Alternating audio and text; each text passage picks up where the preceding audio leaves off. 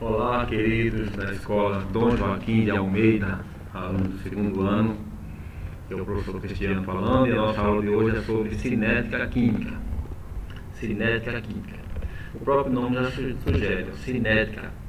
A gente viu lá no primeiro ano, parte física, que a energia cinética é a energia do movimento.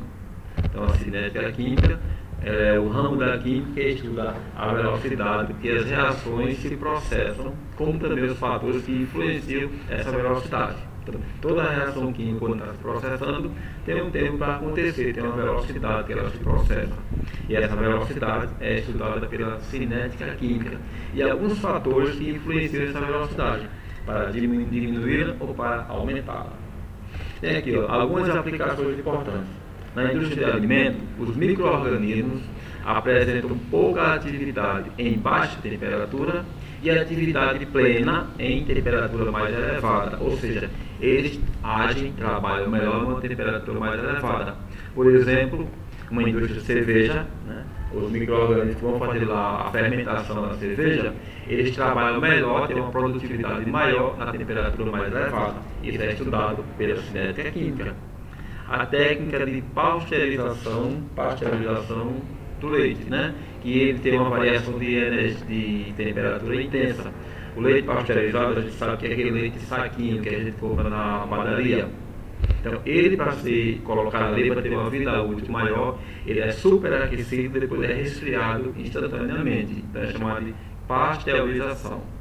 O cozimento, tudo isso são aplicações da cinética química. Na indústria farmacêutica, o que é que eu posso tirar? O conhecimento do princípio ativo daquele medicamento, o tempo para essa substância reagir e o produto formado. A partir daí, determina-se o prazo de validade do medicamento. Toda reação química, o reagente vai sendo consumido para formar um produto. Então, o tempo que aquele reagente passa a ser consumido, deixa de existir, é exatamente para determinar o tempo de validade, a data de validade desse medicamento. Tudo isso também é aplicado e estudado pela cinética química. O que se faz no dia a dia para diminuir a velocidade das reações químicas? Isso é coisa do nosso dia a dia, do nosso cotidiano. O que fazer para conservar os alimentos durante mais tempo? Claro, todo mundo já conhece. Coloca-se na geladeira, uma vez que a temperatura elevada é um dos fatores que aumenta a velocidade da reação. Então tem que colocar na geladeira porque eles vão trabalhar mais lentamente e aquele alimento vai durar mais. Tem aqui exemplos de reações lentas e reações rápidas. Olha, o crescimento de uma planta, o desabrochar de uma flor é uma reação lenta, leva dias. A formação da ferrugem, como está aqui, é uma reação lenta, leva dias, meses, anos, dependendo da exposição do material à água ou ao vapor de água. Aqui está as reações rápidas. A queimada, o incêndio, o fogo queimando, é uma reação relativamente rápida. A explosão de uma bomba é uma reação rápida ou instantânea. Então, são reações do nosso dia a dia estudadas pela cinética química. A produção de uma bomba atômica tem um processo de cinética química, para saber quanto tempo aquele estopim vai poder chegar lá no explosivo. Mas nós vamos calcular também a velocidade média de uma reação, aplicando essa fórmula. Velocidade média, a gente vai representar de Vm, é igual a ΔN sobre ΔT. Delta a gente sabe que é variação. Então, o que é ΔN? Variação de concentração, que é dada de mol por litro, é a quantidade daquele reagente. E o ΔT, claro, a variação do tempo, que geralmente é dada em minutos ou segundos. Então, quando for para calcular a velocidade média da reação, eu vou usar ΔN sobre ΔT, ou seja, a quantidade dele, a variação pela quantidade do tempo. Toda reação química nós sabemos que ela é formada por reagentes e produtos. Quando eu for montar uma reação, esboçar uma reação, os reagentes estão sempre antes da seta, do lado esquerdo da seta, e os produtos estão sempre depois da seta, do lado direito da seta. O que eu tenho que saber? Os reagentes sempre são consumidos, os produtos são formados. Reagente deixa de existir para produzir produto. As concentrações dos reagentes diminuem, suas quantidades diminuem. As concentrações dos produtos aumentam, sua quantidade aumenta. Tem aqui um gráfico demonstrando que algumas questões vão ser dadas no gráfico para nós identificarmos quem é reagente e quem é produto.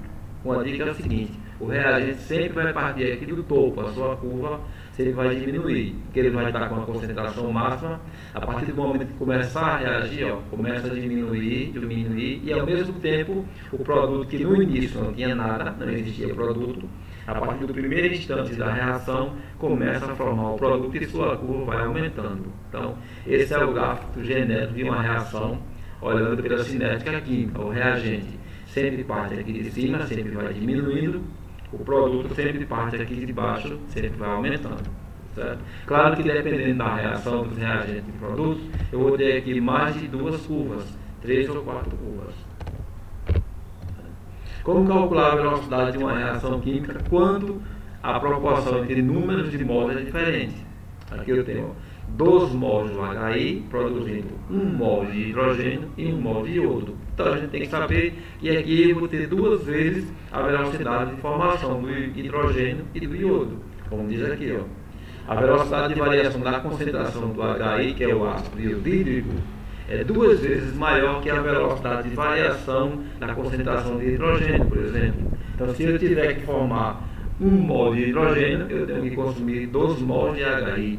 Se eu passar 2 minutos para formar ele, eu vou passar 4 para consumir isso aqui, que é sempre o dobro. A gente vai usar muito essa proporção nas questões de cinética química, principalmente quando for usar a regra de 3.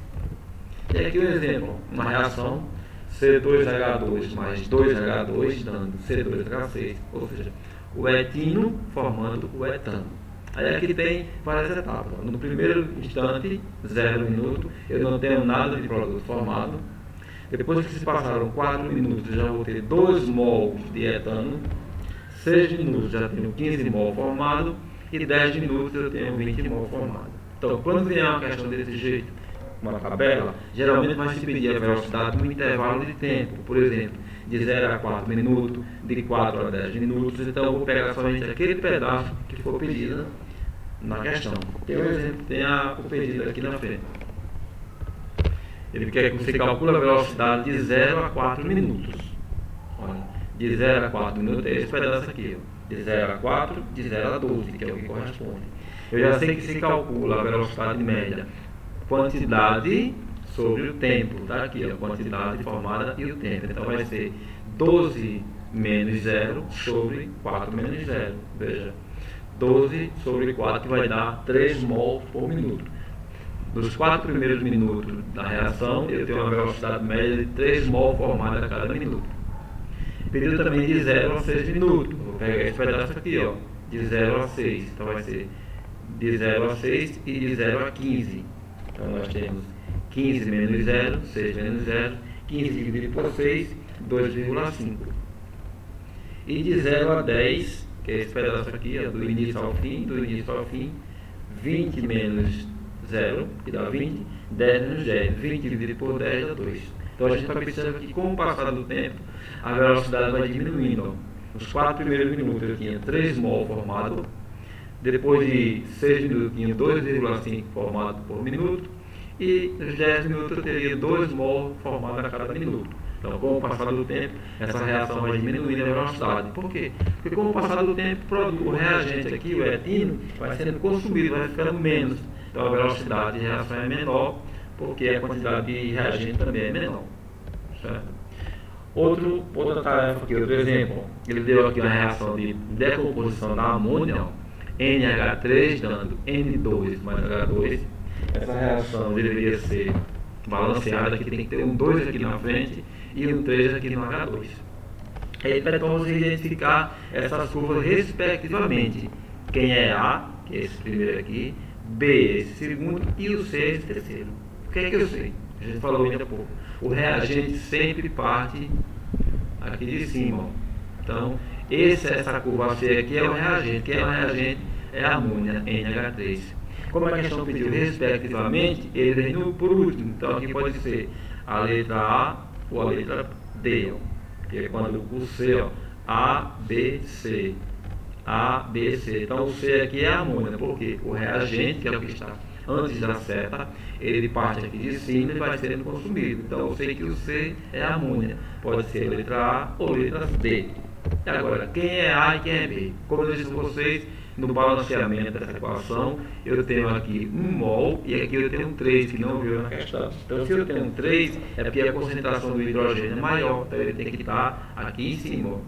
Então, esse A é o nitrogênio, é o N2, e esse B é o hidrogênio H2. Então, a alternativa correta é a letra D. Ó. O A é o N2, porque está mais baixo. O B é o H2, porque aqui está mais alto e aqui tem um 3 na frente.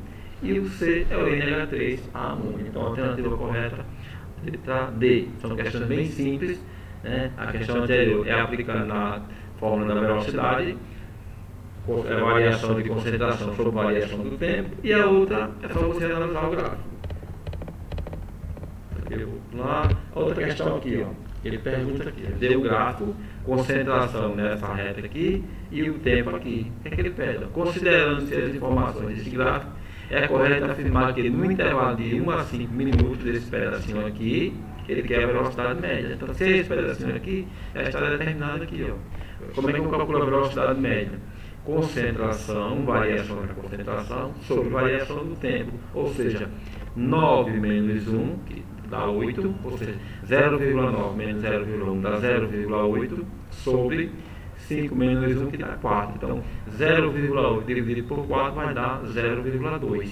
A resposta aqui seria letra A. Tudo certo? Então, essa é a cinética química.